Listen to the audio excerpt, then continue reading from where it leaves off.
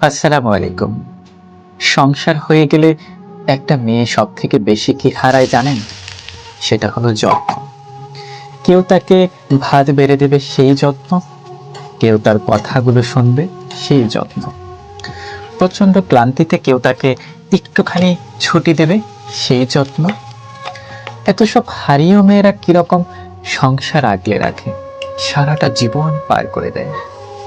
ছুটি নেই, ছাড় নেই, চোখের পানির দাম নেই, তবু সংসার আগলে ধরে থাকতে মেয়েদের কি প্রবল আগ্রহ।